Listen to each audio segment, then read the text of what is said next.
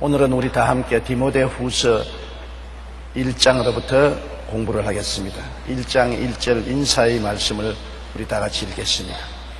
하나님의 뜻으로 말미암아 그리스도 예수 안에 있는 생명의 약속대로 그리스도 예수에서 얻은 바울은,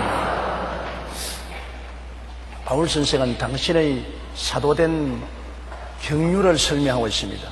자기가 스스로 자원해서 사도가 된 것도 아니고, 시험을 쳐서 합격해서 사도가 된 것도 아니고, 사도된 것은 하나님의 뜻을 또 쫓아서 그리스도 안에 있는 생명의 약속대로 예수님의 사도가 되어야 돼요. 여러분, 하나님의 사도가 된다든지 목사나 교사나 복음 전도자나 주의 일꾼이 되는 것은 하나님의 뜻을 쫓아 부르심을 받아 되는 것입니다.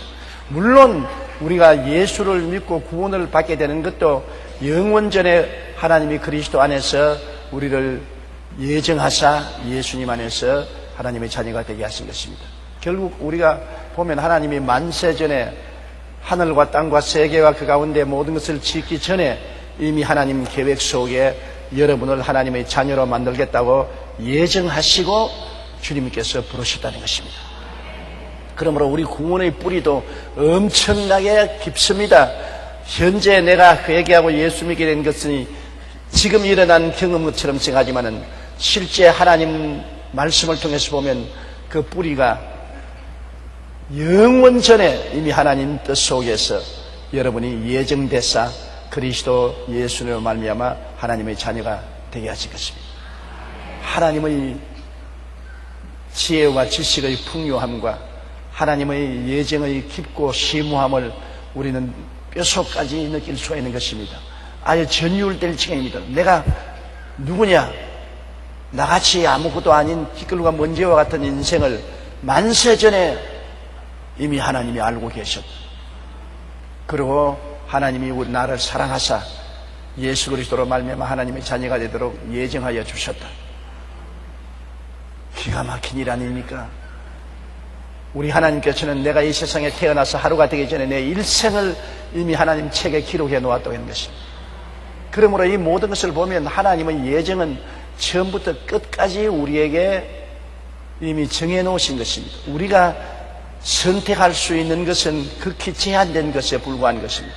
하나님이 큰 줄기는 하나님이 다 예정하시고 작정해 놓으시고, 그 다음 적은 것이 우리가 선택할 수 있는 선택권이 있는 것이지, 무엇인지 내 마음대로 할 수 있다고 생각하면 대단한 오해를 가지게 되는 것입니다. 하나님은 주권자인 것입니다. 절대 주권을 가지고 계시기 때문에 하나님이 원하시는 대로 행하시는 것입니다. 하나님이 당신이 기뻐하시는 대로 여러분을 불러서 하나님의 자녀가 되게 하시고, 하나님이 기뻐하셔서 하나님 뜻대로 사도로 부르신 것입니다. 바울 선생은 그가 사도 되려고 꿈도 꾸지 않았습니다. 기독교회를 핍박하고 다메섹에 있는 성도들을 잡아서 예루살렘으로 끌고 와서 옥에 넣기나 사형에 처하거나 하려고 가는 사람에게 도중에 주님이 나타나서 태양빛보다 더 밝은 빛이 비추임에 말해서 떨어졌는데, 사울아 사울아 어찌하여 너가 나를 핍박하느냐 말씀하시기에 주여 누시니까 하니까 나는 너가 핍박하는 예수라. 그래서 눈을 떠보니까 아무것도 안 보이는 것입니다. 그 길로 그는 다메섹에 들어가서 직가라는 곳에서 사흘 동안 금식 기도하고 있을 때 아나니아가 와서 내가 길에서 본 그 주님께서 너희 눈을 낫게 하고 너로 성령을 받게 하신다. 그러자 눈에 비늘이 떨어지고 눈이 보이게 되고 세례받고 성령받고 변화된 것입니다. 그러므로 바울이 변화된 것은 자기가 자원해서 깨달아 알아서 변화된 것 아닙니다. 완전히 타력으로 하나님의 능력이 와서 바울을 붙잡아서 회개시켜서 변화시켜서 사도로 만들어진 것입니다. 하나님께 붙잡힌 사람인 것입니다. 그럼 여러분도 한 가지인 것입니다. 하나님께 붙잡혀서 예수 믿는 것입니다. 뭐 여러분이 잘나서 예수를 믿은 것 아닙니다. 하나님이 붙잡아서 여러분 속에 하나님의 아들 예수 그리스도를 깨닫게 해주신 것입니다. 성령으로 말미암아 속에 예수 그리스도가 하나님의 아들인 것을 깨닫게 해주신 것은 하나님이 역사지 우리의 지혜와 총명과 모략과 재능으로 한 것은 아닙니다. 우리는 감각적인 인간입니다. 보아야 되고 들어야 되고 냄새 맡고 맛보고 만져보고 체험해야 믿는 사람들인데, 보지도 못하고 듣지도 못하고 만지보지도 못하고 대화도 못해본 예수 그리스도를 구주로 믿는다는 것은 체험적인 지식이 아니라 하나님의 성령으로 말미암아 계시된 지식인 것입니다. 여러분은 다 성령의 계시를 받은 사람인 것입니다. 마음속에 성령의 계시가 오니까 예수님이 깨달아지고 구주인 것을 알고 믿게 되는 것이죠. 그러므로 이것은 하나님께서 성령을 보내셔서 여러분을 깨닫게 해주시고 하나님의 자녀로 만들어 주셨기 때문에 구원의 위대한 은혜가 하나님 편에 있지 여러분 편에 있는 것이 아닙니다. 여러분은 스스로 주님을 택한 것이 아니라 주님이 여러분을 택하여 구원을 베풀어 주신 것입니다. 더구나 사도 같은 분이나 주의 종은 하나님이 강제로 붙잡아서 예수 믿게 하는 것입니다. 저 같은 사람은 보면 예수 믿을 수 있는 처지에 있지를 못합니다. 저는 예수 그리스도에 대한 이야기를 들어보지 못했습니다. 교회를 가본 적도 없는 시골에서 태어나서 전 가족들이 다 대대 불교 신자고 온 주위가 다 절간밖에 없는 그런 곳에서 제가 예수를 어떻게 믿게 되는 것입니까? 하나님이 나를 강제로 붙잡아 가지고서 가슴을 열어 제껴서 성령을 주셔서 예수가 그리스도인 것을 깨달아 믿도록 만들어 주신 것입니다. 하나님이 저를 예수 믿도록 만들어 주시고 그 다음에 하나님이 목사 되라고 멱살을 붙잡고 서울까지 와가지고서 신학교에 집어넣어가지고서 너와 목사 되라. 신학교 졸업받고 개척 나가서 너무나 어려웠기 때문에 도망을 치려고 몇 번이나 보따리를 사고 도망치는 놈을 하나님이 허리춤을 잡고 도로 끌고 와서 목사가 되게 한 것입니다. 그러므로 저는 예수를 믿게 된 것으로부터 시작해서 주의 종이 되어서 오늘날 오게 된 것까지가 모두 다 하나님 편에서 강제로 만들어 주셔서 제가 되었지 저희 스스로가 결정을 내리고 선택을 해서 된 것은 아닙니다. 토기장이가 진흙을 가지고서 그릇을 만드는데 토기장이 마음대로 만들지 진흙 마음대로 만듭니까? 진흙이 나 종지기로 만들어주세요. 네. 잔소리 말아라. 내가 한번 만들지 네가 만드냐? 나를 아름다운 화병으로 만들어주세요. 나는 너를 장단지로 만들기로 작정했다. 별 도리 없죠. 토기장이는 진흙을 가지고 당신 원하는 대로 만드는 것입니다. 우리는 진흙이요 하나님은 토기장인데 하나님이 우리를 가지고서 원하는 대로 만드는 것입니다. 어떠한 사람은 사도로, 어떠한 사람은 목사로, 교사로, 복음 전도자로, 어떠한 사람은 평신도로, 어떠한 사람은 지역장으로, 구역장으로 하나님이 만드시는 것입니다.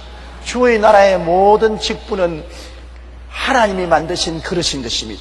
하나님의 뜻을 통해서 되었다는 것을 알아야 되는 것입니다. 내가 할 것이 없습니다. 내란 말은 어림도 없어요. 내가 나왔다가는 버림당하고 마는 것입니다. 모세가 그렇게 하나님의 사랑을 받고 천하에 그같이 겸손하고 하나님께 순종한 사람이 없었지만은 그가 머리바의 물가에서 내가 하다가 하나님께 벌을 받게 된 것입니다. 머리바의 물가에서 백성들이 목이 말라 죽겠다 물을 달라고 고함을 칠 때 모세가 화가 났습니다. 여태까지 하나님이 베풀어 주신 기사와 이적과 은혜를 생각하지 아니하고 원망하고 불평하고 탄식하는 것을 보고 그들 앞에서 지팡이를 들고 하나님이 바위를 쳐서 물을 내라고 하는데 백성들을 데리고 바위 앞에 서서 하나님이 너희들에게 물을 주신다고 했으면 좋았을 것인데 내가 너희를 위해서 물을 내랴! 마치 모세가 자기가 물을 주는 것처럼 말을 했어요. 하나님이 너희들을 불쌍히 여겨서 물을 주신다고 하지 않고 내가 너희를 위해서 물을 내랴! 나를 내세워서 바위를 쳤습니다. 바위에서 결국 물은 나왔지만은 하나님은 진노하셨습니다. 백성들 앞에서 하나님을 거룩하게 못했습니다. 그 결과로 너는 가나안 땅에 못 들어간다. 너가 불세출의 이스라엘의 지도자였지만은 하나님의 영광을 나타내지 않냐고 내가 물을 낸다고 했기 때문에 하나님의 자리를 찬탈하는 말을 했으므로 하나님께 벌을 받은 것입니다. 책임이 있을수록 더 낮아지고 겸손해야 되는 것입니다. 여러분, 모든 일은 하나님이 하시고 모든 결과는 하나님이 이루시고 우리는 일꾼에 불과한 것입니다. 일꾼이 내가 이 일을 하랴, 내가 저 일을 하랴, 이런 건방진 소리 하다가는 벼락 맞을 짓을 하는 겁니다. 주인이 하는 것이지요. 일을 행하는 야훼, 그 일을 지어 성취하는 이는 하나님인 것입니다.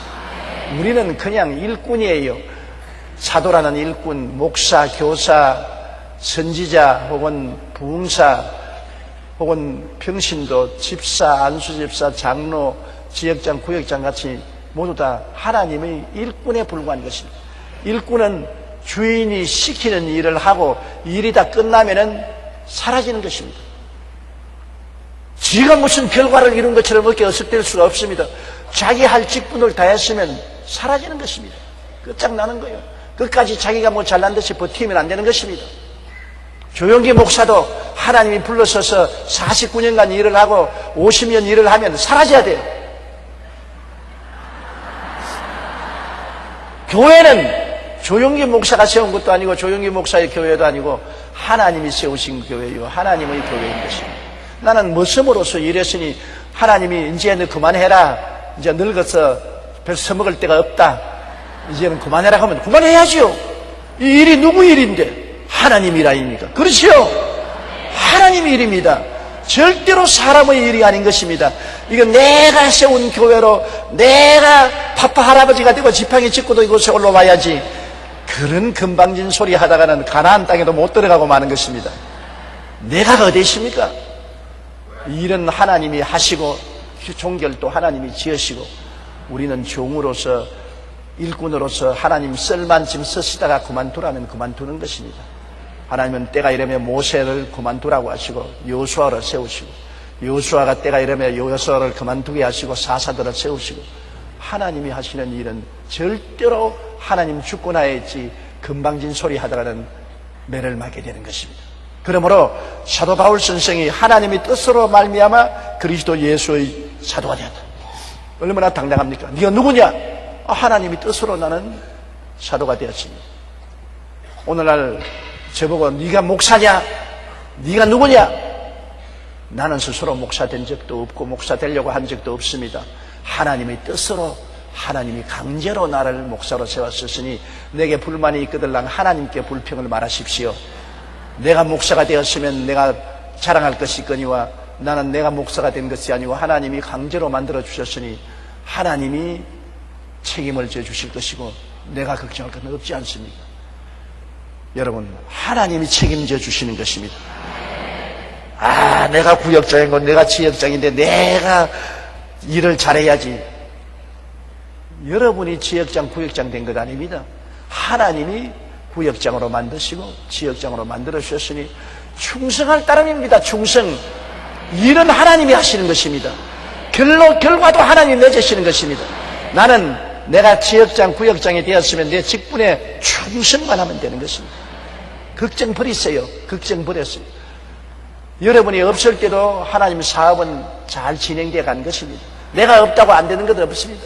내가 없어도 하나님은 살아계시고 하나님은 당신의 일을 하시는 것이기 때문에 모든 것은 하나님께 맡기고 내 일에 충성만 당하면 되는 것입니다. 하나님의 뜻으로 말미암아 그리스도 예수 안에는 생명의 약속, 예수 그리스도 안에는 생명의 약속이 있습니다. 세상에는 생명이 없어요. 세상 모든 것은 다 죽습니다. 보세요. 사람도 태어나서는 늙어서 죽지요. 동물들도 다 죽지요. 아무리 오래오래 사는 나무도 천년을 넘어서 살지 못하지 않습니까? 죽지요. 이 세상에 살아있는 모든 것은 다 죽습니다. 오직 생명의 약속은 예수님밖에 없습니다.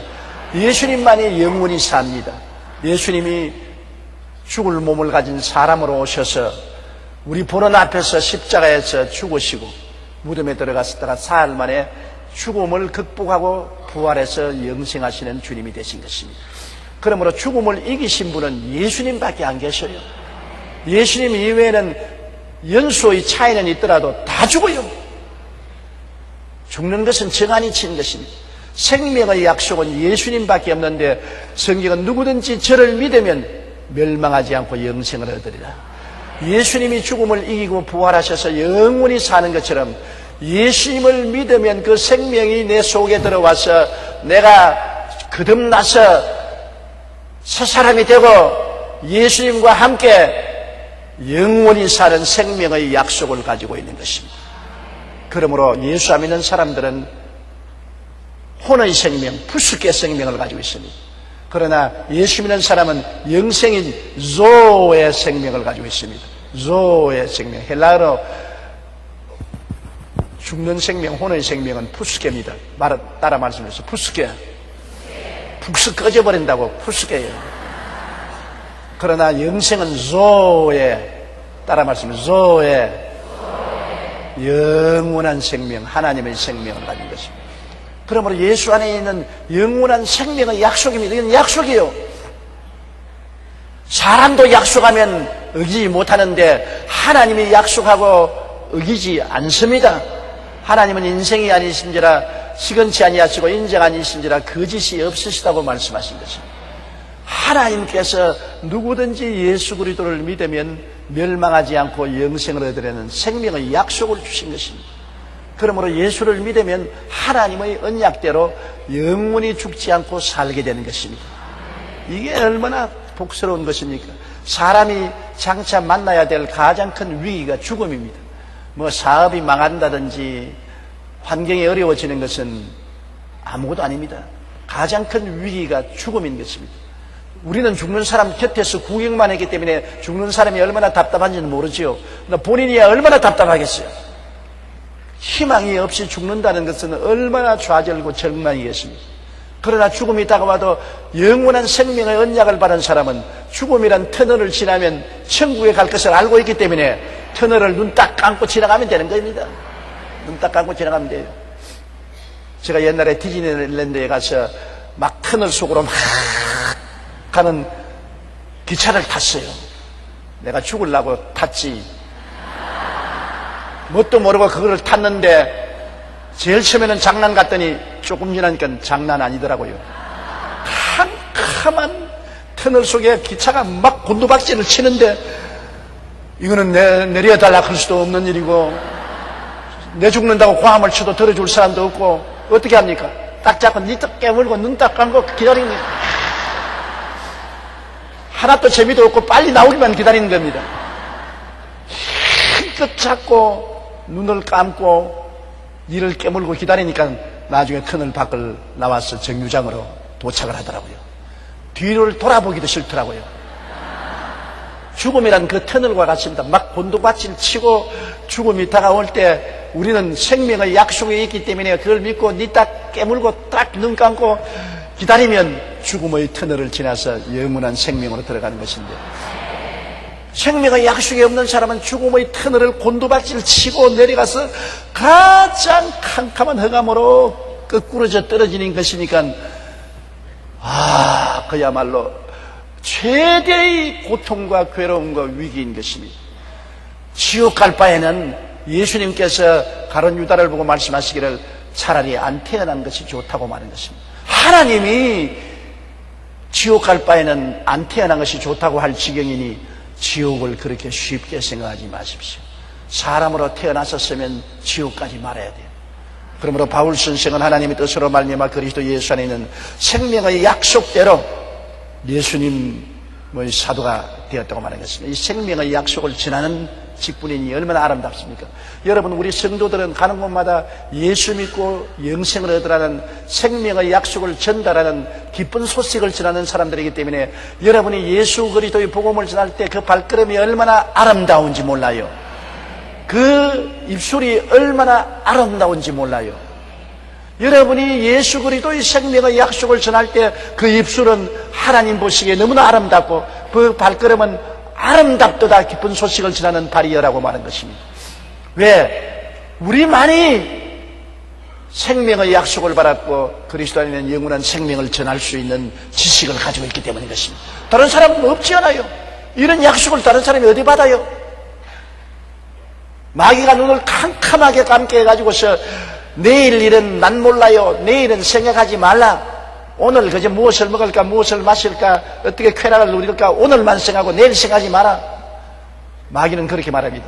그러나 우리는 영원한 미래를 예수 그리스도 안에서 깨닫고 알고 믿고 영생을 받았으니 내일을 압니다.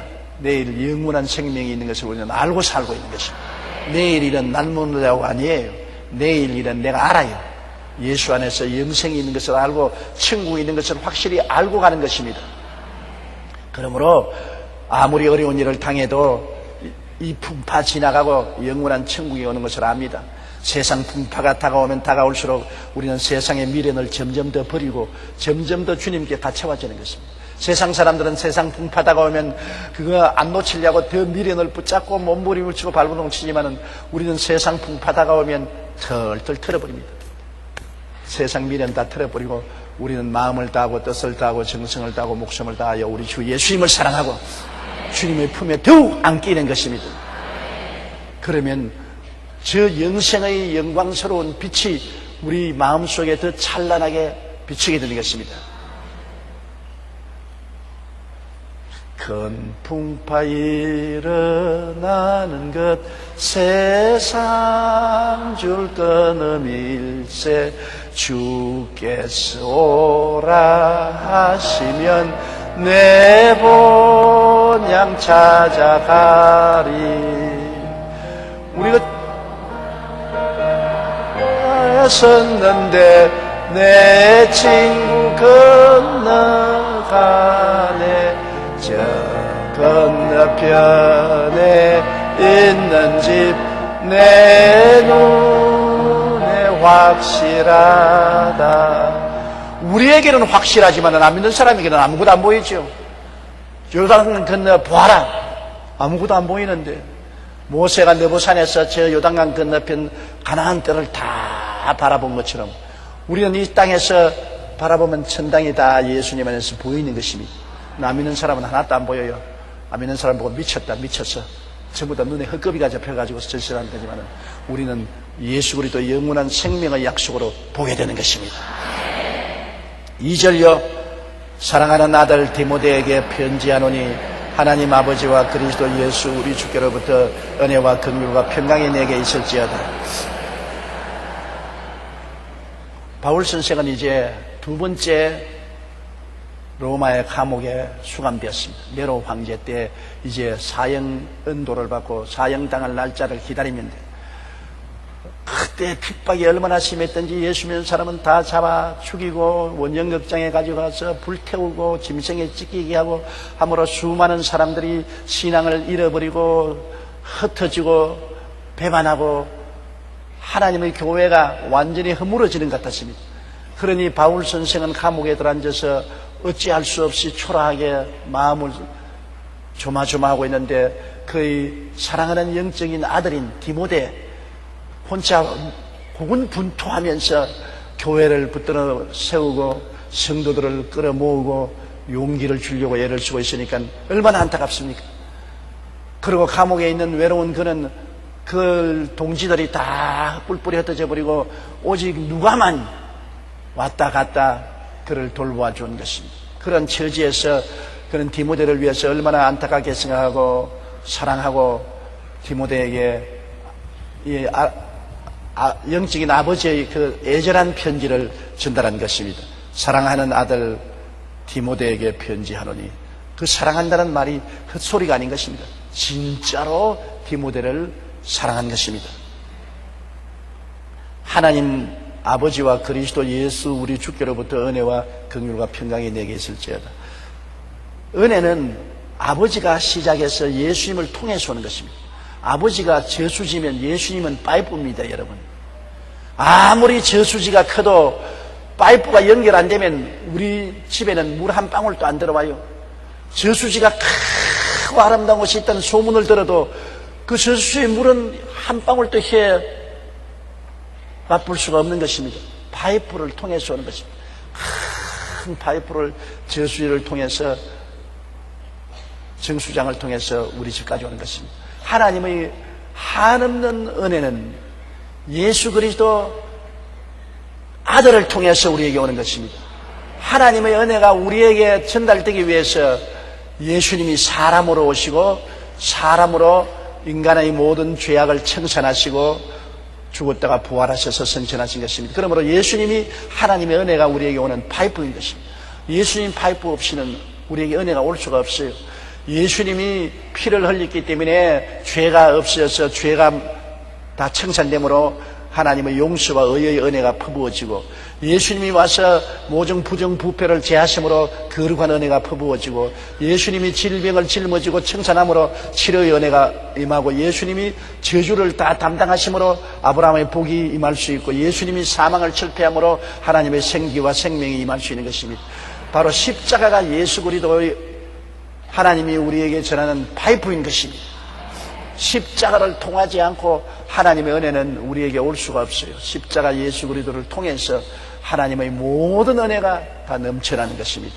아버지, 아들 예수 그리스도, 그리고 성령이 와서 우리를 깨우치고 도와주시는 삼위일체 하나님의 합작이 아니고는 우리가 은혜에 참여할 수 없지요. 그러므로 여기에 우리 하나님 아버지와 그리스도 예수 주께로부터 은혜가 오는 것입니다. 은혜라는 것은 여러분 선물을 말하는 것입니다. 하나님의 축복을 선물로 주시는 것입니다. 하나님의 축복을 우리의 공로를 세워서 받으라면 끝장났어요. 하나님의 축복을 우리의 공로로서 어떻게 받습니까? 내가 얼마나 공부를 많이 해야 되며, 얼마나 노력을 많이 해야 되며, 얼마나 고행을 많이 해야 되며, 얼마나 적성을 많이 했는지 알 수가 없어요. 하늘나라를 수능 시험 치듯이 쳐서 올라가라면 하나님 은혜 받을 사람 아무도 없어요. 하나님의 은혜는 예수 그리스도께서 십자가에서 값주고 사줬기 때문에 공짜로 받는 것입니다. 예수님의 십자가의 공로가 얼마나 큰지, 하나님이 사람으로 오셔서 십자가에서 죽었으니까 그 희생의 가치는 계산할 수가 없습니다. 하늘보다 높고 바다보다 깊습니다. 우주보다 큽니다. 하나님 아들이 십자가에서 몸을 찢고 피를 흘려 대가를 지불했으니까 그걸 계산할 수 없지요. 한없는 대가를 지불했으니까 그 계산할 수 없는 가치를 우리는 은혜로서 그냥 받는 것입니다. 공짜로 받는 것입니다. 예수님이 다 이루었다 하실 때 다 이루은 것입니다. 모자란 것 하나도 없습니다. 그러므로 우리는 죄를 짓고 불의하고 추악하고 버림을 받아야 마땅함에도 불구하고 예수를 믿으면 그 넘치는 보혈의 은혜로 구원을 받게 되는 것입니다. 보혈의 은혜 엄청납니다. 그 보혈의 은혜 아무것도 보탤 수도 없고 뺄 수도 없습니다. 보혈의 은혜는 완전한 은혜인 것입니다. 우리가 십자가를 바라보고 주님을 모시면 여러분은 모두 다 피의 소낙비를 맞는 것입니다. 예수님이 보혈의 소낙비를 맞는 것입니다. 그 보혈로 말미암아 여러분은 마귀에서 해방되고 하나님의 아들 나라로 옮겨지고 성령이 와서 거듭나게 해서 하나님의 자녀가 되게 되는 것입니다. 보혈의 은혜가 얼마나 큰지요. 그러므로 하나님의 은혜는 예수 그리스도를 통해서 우리에게 값없이 주어지는 것이 은혜인 것입니다. 은혜는 대가가 없습니다. 값없이 주어지는 것입니다. 그러므로 예수 믿고 천당 가는 데는 믿음밖에는 조건이 없습니다. 믿으면 하겠네. 믿기만 하면 용서받고 의롭게 되고 영생을 얻게 되는 것입니다. 그러니 이런 복음을 왜 안 믿습니까? 온 천하 만국에 믿음으로 구원받는 종교는 그리스도교밖에 없습니다. 다른 데는 다 수양을 닦고 도를 닦고 마음에 깨닫고 적선을 하고 무엇을 해야 된다고 하는 것입니다. 해야 구원받는 것이라고 합니다. 세상 사람들은 다 무엇을 해야 구원받는데 우리 기독교는 믿어야 구원받습니다. 해야 구원받는 것이 아니라 믿어야 구원받고 믿고 난 다음에 행하는 것입니다. 믿고 난 다음에 하나님의 자녀가 되었으니 이제는 하나님 자녀답게 사는 것입니다. 행함은 믿은 이후에 따라오는 것입니다. 그러므로 아버지 하나님과 그리스도 우리 주께로부터 은혜가 오고 그 다음에 긍휼이 옵니다. 은혜가 오고 그 다음에 불쌍히 여기는 긍휼의 마음이 오는 것입니다. 긍휼이 없으면 여러분 우리가 살아갈 수가 없어요. 우리가 매일매일 은혜를 받아서 구원을 받았음에도 불구하고 자꾸 죄를 짓지 않아요. 베드로가 예수님께 물었습니다. 내 이웃이 내게 범죄하면 하루에 7번씩 용서하면 됩니까? 예수님께서 회개하고 돌아오고 달라면 7번씩 70번이라도 용서하라. 그게 긍휼인 것입니다. 불쌍히 여기는 마음인 것입니다. 아무리 우리가 하나님의 은혜로 죄를 씻음받고 구원을 받았어도 그다음 후차적으로 다가오는 긍휼이 없으면 우리는 그냥 버림받고 마는 것입니다. 아버지, 어머니 은혜로 우리가 태어났지 않습니까? 태어나는 것만 중요한 건 아니에요. 태어나고 난 다음에 똥오줌 몇 마를 누구 사고 온갖 못된 일을 다 하는데 살아남는 것은 어떻게 살아남습니까? 어머니의 긍휼 때문에 살아나는 것입니다. 아버지는 자식 기르는데 긍휼을 베풀지 않고 율법적으로 대하기 때문에 아버지에 대한 기억은 별로 없지 않습니까? 어머니의 사랑의 손길이 늘 불쌍히 여겨서 돌보주기 때문에 긍휼이 살리는 것입니다. 내 친구 한 사람이 이런 이야기를 해요. 초등학교 다닐 때 시골에서 방에 모여가지고서 애들끼리 노름을 했어요. 그러니 그 못달짓 해서 아버지가 밭에서 일을 하고 소소랭을 들고 와서 보니까 방 안에 왁자지껄하게 문을 열어보니까 조그만 놈들이 모여가 노름을 하고 있거든요.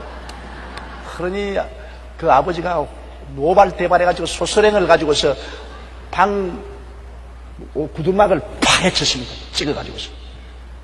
그러니 얼마나 화가 났기 때문에 불 떼고 자야 될 방을 소소랭으로 파헤쳐버렸습니다. 얘가 너무 놀래가지고서 내 친구가 도망을 쳤는데 뒷뜰에 있는 대밭으로 숨어 들어갔어요. 이젠 자기 생각으로 죽었다. 이제 아버지에게 이제 난 죽었다.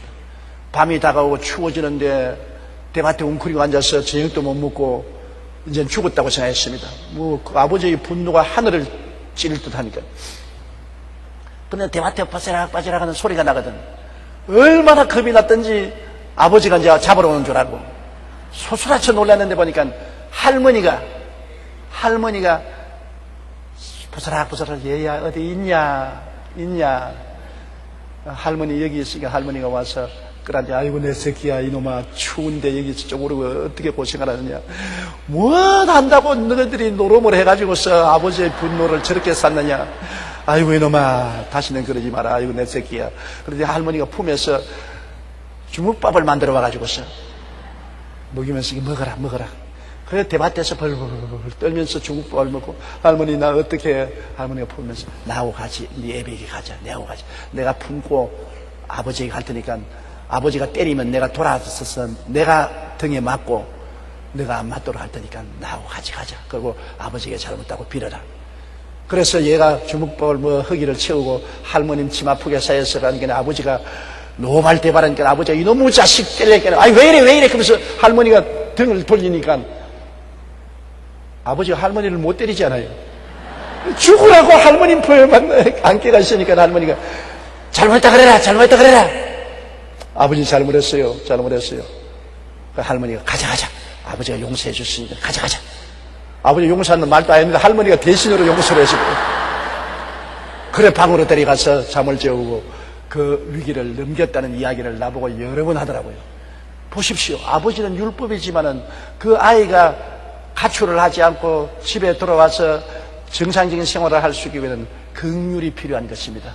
용서와 긍휼이 필요한 것입니다.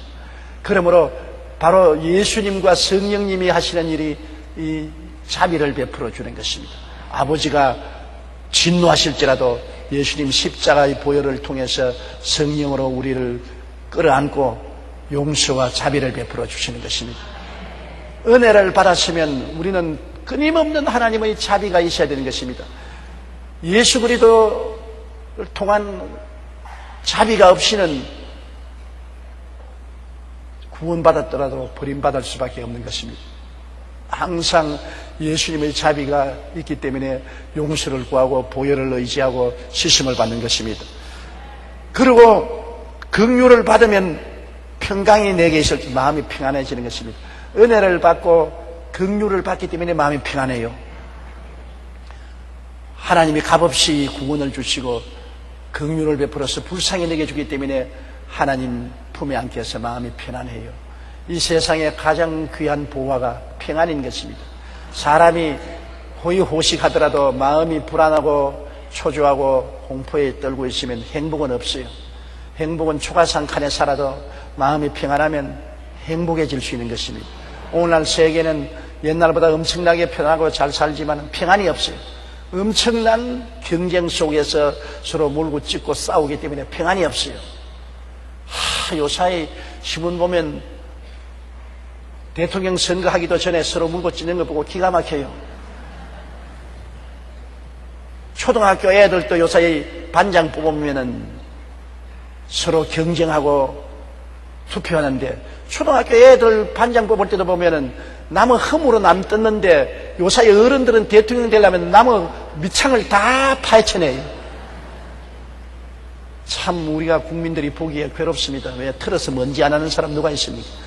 성자들이 다 대통령이 된다면은 아예 스님들이나 신부가 대통령이 되는 게 좋을 것입니다.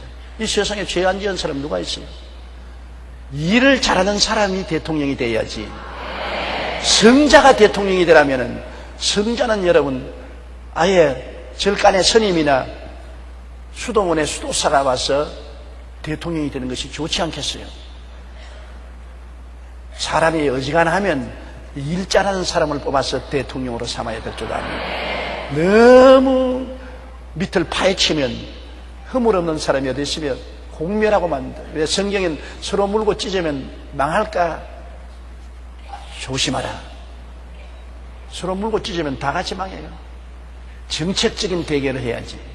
나는 이렇게 하겠다, 나는 저렇게 하겠다, 나는 이렇게 국민을 잘 살리겠다. 정책적인 대결이 중심이 돼야지.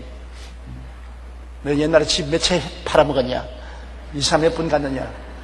너 아버지가 뭐 했느냐? 이러면 뭐 박살나지요. 나는 그렇게 생각합니다. 정책적인 대결을 해서 국민을 잘 살릴 일을 해야지 자꾸 허물을 파헤치는 것은 좋지 않다고 생각이 돼요. 국민학교 반장 선거보다 못한 것 같이 보입니다. 그런데 우리 하나님이 우리를 자꾸 파헤치면 평강하겠어요? 평강 안 하겠어요? 참 매일같이 이놈의 자식아 이것도 잘못했다, 저것도 잘못했다, 이 말도 잘못했다, 저 말도 잘못했다 자꾸 파헤치면 여러분 오그라져 가지고서 완전히 우울증에 걸리고 말 것입니다. 그러나 우리 하나님 앞에 나오면 마음이 편안한 것은 하나님이 은혜를 베풀어 주시고 불쌍히 먹여주시고 긍휼히 먹여주시기 때문에 죄를 지었음에도 불구하고 못났음에도 불구하고 아버지 또 넘어졌어요. 야 이 새끼야 왜 또 넘어졌냐, 이제는 좀 정신 좀 차려라. 그러면 엉덩이 한 찰 때리고라도 품어줄 줄 아는 것이기 때문에 마음이 평안하지요. 이 세상에 하나님 앞에 나갈 때보다 더 마음이 평안할 데가 없는 것입니다. 온 세상 다 날 버려도 주 예수 안 버려. 우리를 안 버리는 하나님의 긍휼이 있기 때문에 마음의 평강이 있을 수가 있는 것입니다. 그러므로 늘 예수 그리스도를 통해서 아버지 앞에 가까이 나가 있으면 마음의 평강이 넘치게 되는 것입니다. 그렇게 로마의 핍박이 심하고 네로 황제의 핍박이 심하고 거센 풍파 불어올 때라도 바울 선생은 너는 아버지 하나님과 예수님을 통해서 오는 은혜를 생각하고 하나님의 긍휼을 생각하고 평강을 가져라. 마음에 편안해라. 마음에 불안 초조하지 마라. 어떤 일이 생겨도 하나님 아버지와 예수님은 너를 버리지 아니하신다. 은혜를 주시고 불쌍히 먹여주시고 하니까 너는 평안을 가져라. 그렇게 말하는 것입니다. 맞았어요. 어떤 일이 있어도 하나님은 여러분 버리지 않습니다.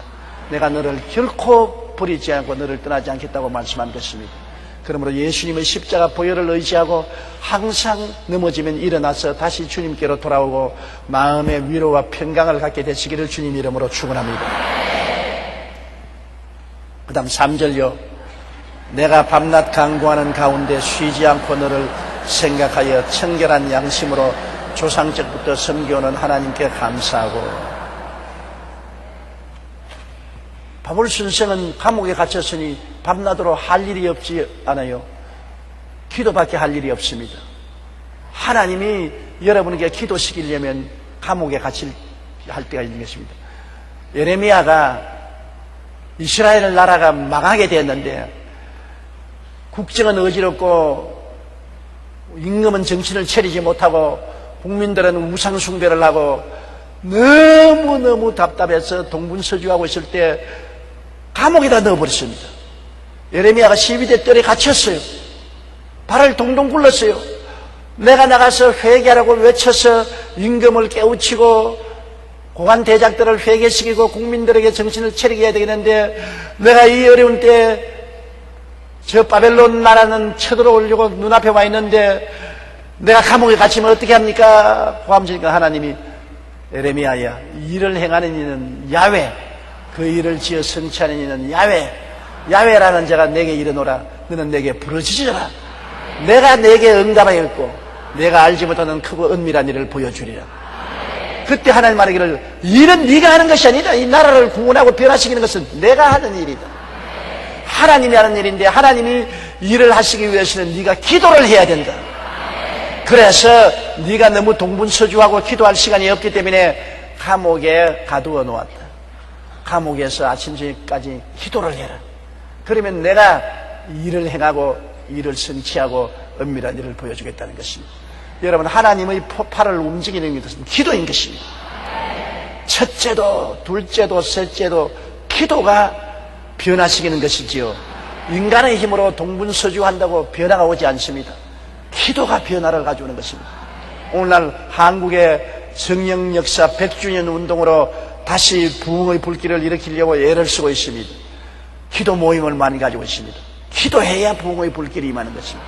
평양 장대현 교회에서 큰 부흥이 일어난 것이 기도회에서 일어나지 않습니다. 부흥은 하나님이 주시는 것이지 사람이 부흥을 가져올 수는 없는 것입니다. 기도하면 하나님이 부흥의 불길을 일으켜 주시는 것입니다. 우리가 어려운 일을 당할 때, 인간 힘으로 해결하지 못할 때 보따리 싸서 기도원으로 들어가는 게 좋습니다. 내가 진퇴유국에 빠져서 어찌할 도리가 없을 때는 하나님이 기도하라고 감옥에 쳐넣은 것입니다. 그러므로 그때는 기도원에 들어가서 며칠 몇 날이고 하나님께 부르짖어 기도하면 일은 하나님이 하시는 것입니다. 하나님이 해주셔야 일이 성취가 되지요. 인간의 힘으로 어찌 성취되는 것입니까? 수많은 일들이 기도를 통해서 해결된 것입니다. 한 개인의 일, 가정의 일뿐 아니라 사회와 국가적인 일도 기도를 통해서 이루어지는 것입니다. 그러므로 오늘날 우리 교회가 12월 달에 있을 대통령 선거에 올바른 분이 대통령이 되도록 열심으로 기도를 해야 되는 것입니다. 나라를 움직이는 대통령은 하나님이 뽑습니다. 사람이 뽑지 않습니다. 하나님이 뽑는데, 하나님이 우리에게 위대한 분을 뽑게 하도록 기도를 해야지요. 기도해서 하나님이 역사하도록 해야 되는 것입니다. 그러므로 기도가 이처럼 중요해요. 여러분의 개인 문제도 기도로서 해결하십시오. 가정 문제도 기도로서 해결하고, 사업 문제도 기도로서 해결하고, 인간관계의 문제도 기도로서 해결해야 되는 것입니다. 하나님이 역사해 주셔야지요. 하나님이 역사해 주면 안 돼요. 겨울이 봄으로 변하는 것, 사람 힘으로 겨울을 밀어내고 봄이 오도록 할 수 있습니까? 못하지요. 하나님이 지구를 움직이시면 겨울이 가고 봄이 오지 않습니까? 하나님이 역사하시면 못할 일이 없지요. 그렇기 때문에 그 어려운 시기에 바울 선생은 로마 감옥에서 아침부터 저녁까지 할 일은 기도밖에 없었습니다. 그래서 그런 감옥에서 디모데를 위해서 열심히 기도했는 것입니다. 내가 밤낮 간구한다고 말했습니다. 밤낮 간구하고 쉬지 않고 디모데를 생각하여 청결한 양심으로 조상적부터 섬겨는 하나님께 감사하고, 양심이 청결하다는 것은 탐욕이 없다 그 말인 것입니다. 욕심 없다. 마음의 욕심 다 불어놓아 청결한 양심으로 정직하게 기도하지 욕심을 내어서 기도하지 않는다. 사람이 세월이 흘러가서 나이를 먹고 은퇴하게 되면은 마음이 청결해지는 것입니다. 욕심이 없어져요. 부모들도 그렇지 않습니까? 자식들 시집 장가 다 보내버리고 손 다 틀고 난 다음에 부부끼리나 혼자나 살게 되면은 욕심이 없습니다. 이제 바랄 게 없지 않습니까? 자식 기를 때는 자식의 수능 시험 쳐야지, 좋은 회사 들어가야지, 좋은 데 시집 장가 보내야지, 다 욕심이 생기는데, 나중에 그거 다 틀고 나면은 마음에 아무런 부담이 없어 마음이 청결하게 되는 것입니다.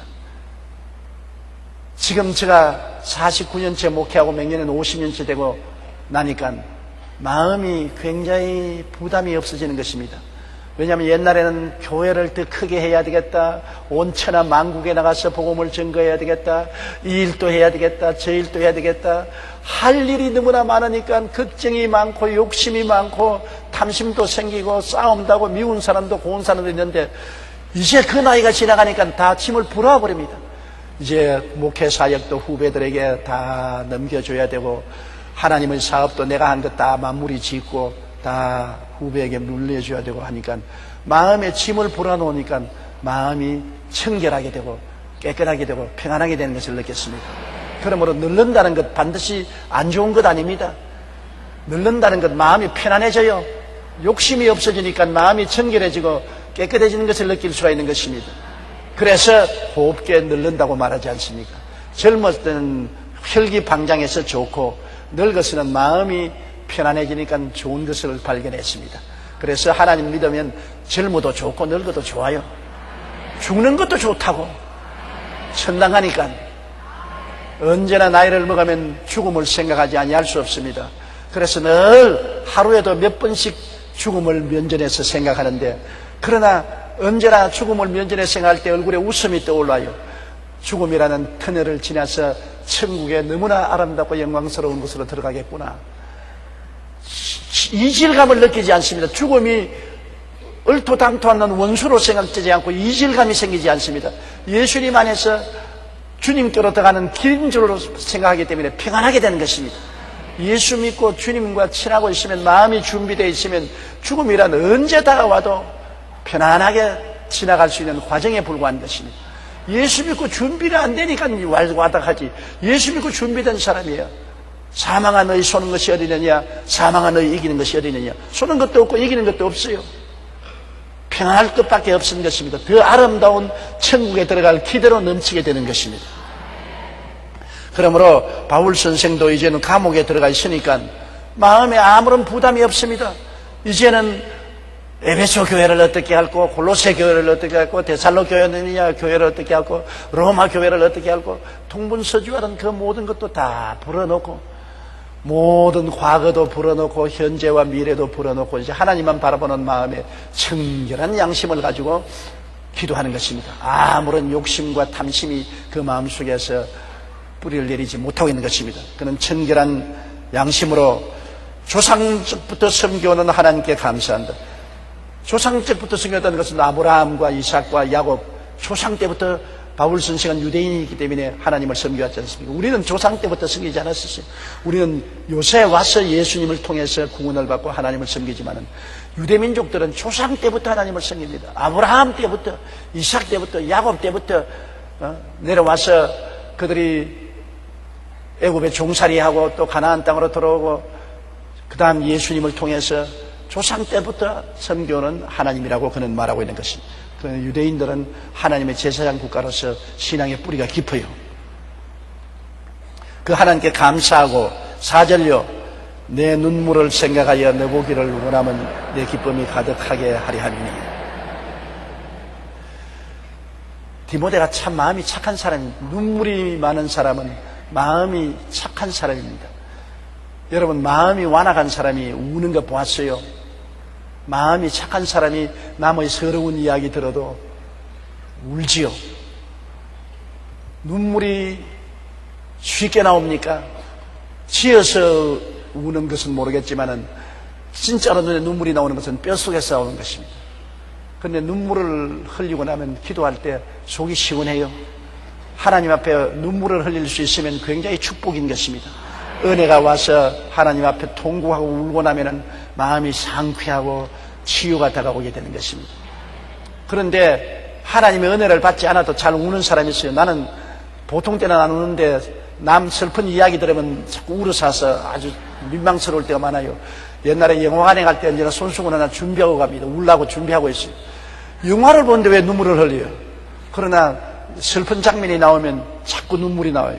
남 간정 들을 때도 고생한 간증 들으면 눈물이 자꾸 나와요. 근데 또 젊을 때는 그래도 좀 덜 눈물이 나왔는데 늙으면 눈물이 또 더 많아져서 주책이라고 해요. 근데 눈물은 그래도 그 속에 진정이 들어있기 때문에 눈물을 흘리는 것입니다. 이 디모데가 마음이 아주 여런 사람으로 부드러운 사람인 것 같습니다. 바울 선생하고 함께 지날 때, 기도할 때 보면 눈물을 툭툭툭툭 흘리고 있고, 바울이 디모데를 교회에 맡기고 이별할 때도 끊임없이 손수건 들고 울면서 따라오고, 그래서 바울의 디모데에 대한 기억은 항상 눈물을 흘리는 부드러운 마음을 가진 제자라고 인상이 깊었습니다. 그렇기 때문에 그 편지에도 내 눈물을 생각하여 항상 하나님 앞에 눈물을 흘리고 강구하는 너를 생각하고 마음이 찡하고 잊어버릴 수 없다는 것입니다. 너 보기를 원하면 어찌한지 감옥에서 사형받기 전에 디모데를 보고 싶다. 항상 네가 눈물을 흘리고 순진하게 하나님을 사랑하고 나를 사랑해 준 너를 보고 싶다. 너 눈물을 생각하고 너 보기를 원하면 너를 만나면 내 마음의 기쁨이 충만한 것 같다. 죽기 전에 너를 만나서 마음에 참 기쁨을 얻고서 죽고 싶다. 반가운 사람을 만나면 마음에 기쁘지요. 여러분, 오랫동안 외국에 가 있는 자녀들을 만나게 되면 부모들의 마음은 기쁘지 않아요? 기쁘지요? 여러분, 자녀들이 여러분에게 매일같이 안부 전화라도 오면은 그 전화 받으면 기쁘지요? 왜냐하면 사랑하는 사람에게 연락을 받고 사랑을 받으면 기뻐지죠. 바울 선생은 감옥에서 너무나 외롭습니다. 제자들이 다 뿔뿔이 헤어지고 교회들은 슬픈 이야기밖에 들려오지 않습니다. 수많은 사람이 순교를 당하고 고난을 당할 때 그 마음속에 다른 위로가 없지만은 자기의 친자식 같은 디모데, 항상 눈물이 많고 눈물을 흘리고 기도하고 순진하던 그가 눈망울에 눈물을 툭툭 흘리는 것이 환하게 보입니다.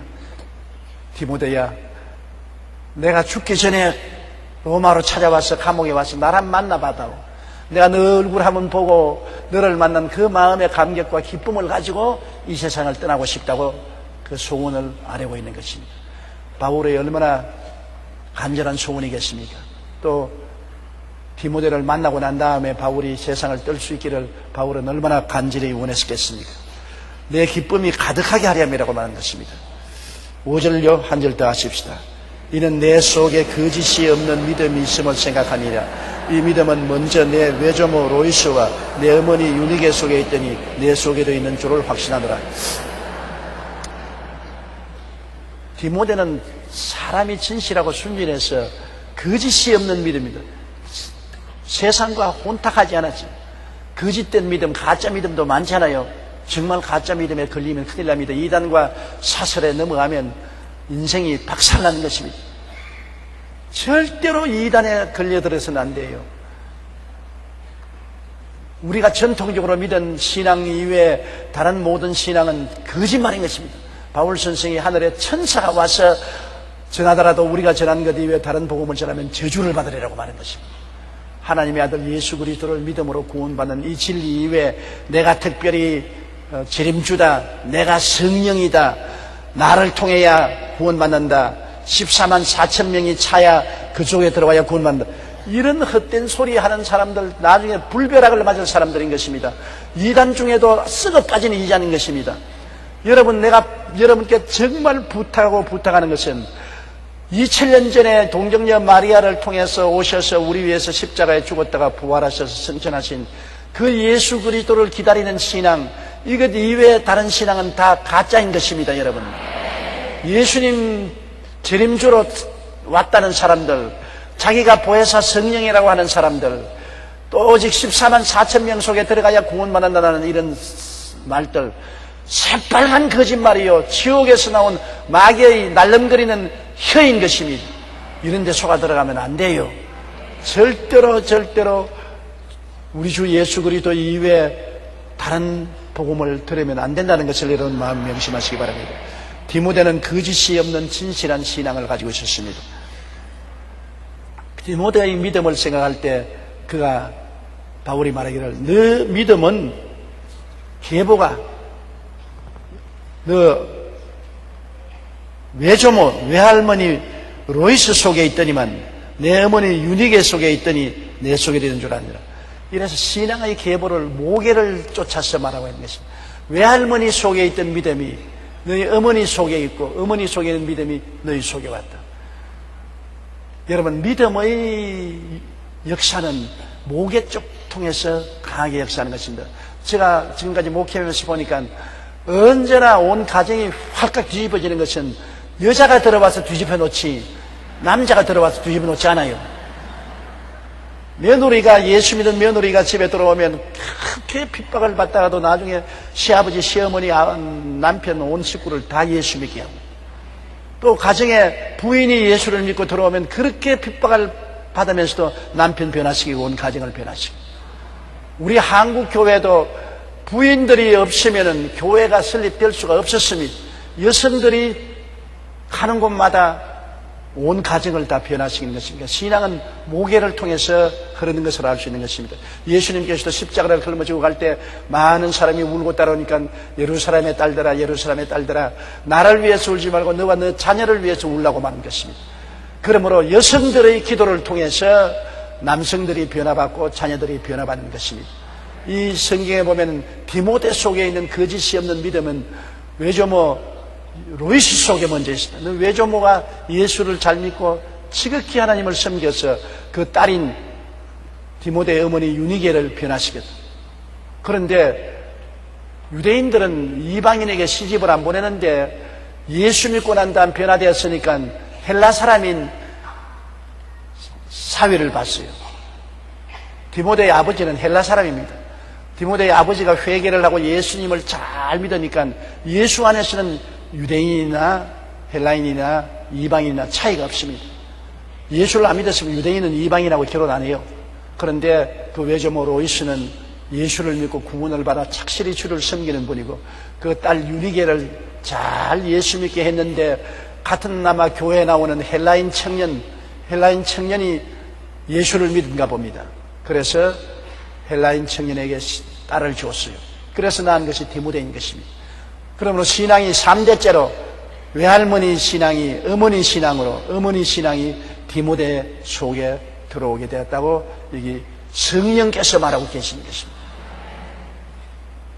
어머니의 신앙의 영향력이 굉장히 커요. 미국의 16대 대통령 아브라함 링컨도 통나무집에서 태어났고 시골에서 아버지 토마스라는 분은 목수였습니다.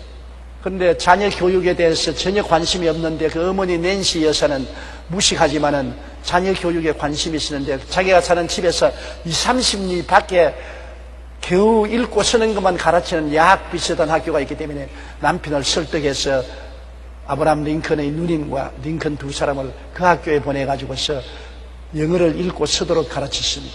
그러고 난 다음에 9살 때 어머니가 세상을 떴는데 9살 때까지 늘 저녁 식사를 하고 나면은 아들, 딸을 무릎에 얹혀놓고 성경을 읽어주었어요. 그러고 난 다음에 세상을 뜰 때 내가 부귀영화 공명을 추구하지 말고 성경을 사랑하고 하나님 말씀을 읽고 하나님을 섬기는 삶을 살기를 원한다는 유언을 하고 갔습니다. 그래서 아브라함 링컨은 평생의 어머니의 유언을 잊을 수가 없어요. 어머니가 성경을 읽어주고 성경으로서 교육하는 것을 잊을 수가 없다고 하나님을 확실히 섬기고 따랐기 때문에 통나무집에 태어나서 초등학교도 못 나왔지만은 그 이후에 미국 제16대 대통령이 되고 위대한 위인이 될 수 있는 것은 어머니 신앙 때문에 되었다고 그는 고백을 한 것입니다. 어머니의 신앙은 자녀들에게 굉장한 영향력을 미치는 것입니다. 왜냐하면 어머니의 손길을 통해서 자녀가 자라지 않습니까? 아버지는 늘 밖에서 나가 있는 분이고 어머니는 주로 집에서 자녀들을 돌보니까 어머니의 성품과 어머니의 삶의 모델이 어찌할 수 없이 자녀들에게 전달될 수밖에 없는 것입니다. 어머니가 집에서 기도를 드리고 성경을 읽고 교회에 나가고 하나님을 섬기는 것이 자연적으로 자녀들의 가슴 속에 파고 들어와서 신앙이 되는 것입니다. 그러므로 어머니 여러분이 많은 사람을 살리게 되는 것입니다. 어머니가 살면 가정이 다 삽니다. 어머니가 죽었으면 가정이 다 죽습니다. 그러므로 어머니의 신앙이 얼마나 중요하다는 것을 바울 선생은 여기에 말하고 있는 것입니다. 성은 아버지를 통해서 얻지만은 신앙은 어머니를 통해서 얻는다는 것을 성경이 말하고 있는 것을 잊어버리지 마시기 바랍니다.